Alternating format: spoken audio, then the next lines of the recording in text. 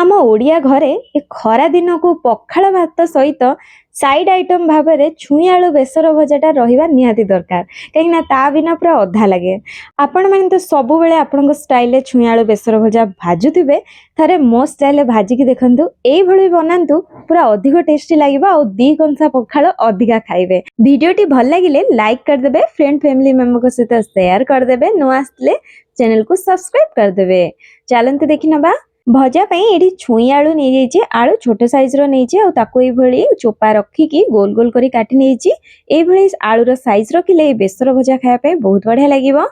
अब चलते मसला तैयारी करनबा। तो ये कला सोरिष गोटे बड़ चामच, धला सोरिष गोटे बड़ चामच, हाफ चामच जीरा नहीं जाइए, राग अनुजाई गोटे सुखिला लंका देदेवी, 10-12टी ये रसुणर कोला नहीं जाऊँगी, आ फाड़े पियाज दे दूची, ता सांग को ये अल्प टिके गोलमरीच गोटा गोलमरीच दे दूची, बहुत बढ़िया फ्लेवर आसता है। अल्प टिके पानी देकी एक पूरा पेस्ट बनै नबा। देखो ये रेडी हो गला।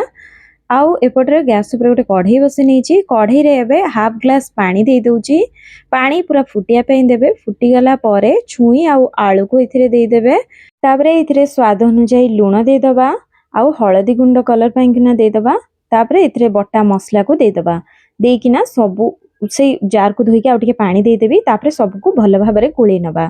गोळै किना एको कवर करकिना पूरा फुटिया पेंकिना छाडी दबा, सिझिया पई छाडी दबा, भल कि सिझिबा दरकार। आउ मझिरे मझिरे कवर खोलिकिना ताकू टिके एपट सेपट करि नउथिबे, प्रॉपर सबआडू सिझिबो। मसला पानीटा सुखिकिनी भल भाबरे सब छुई आलू सिझिबा पर्यंत। एठी देखंतु पूरा बढ़िया सुखी गलानी और छुई आलू मध्य सिझी आसलानी। एको बहुत कम समय लगी था एको हेबा पई किना चेक कर नबा। देखंतु बढ़िया भाबरे आलू सिझी जाइए एठी, आ सजना छुई मध्य एठी भल भाबरे सिझी जाइए। बहुत अधिका एको सिझे देबेनी जेमती पूरा छुई खंड खंड हो जाउथबो, आउ आलू मध्य पूरा पूरा भांगी जाउथबो, सेही भली सिझेबेनी, एही भली रखिबे।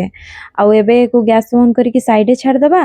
ता संगरे एपटरे गैस ऊपर आउटे तावा बसई नबा, तादरे आमे सोरिष तेल दे दबा। बहुत बढ़िया लगी था सोरिष तेल रे बेसर भजाटा।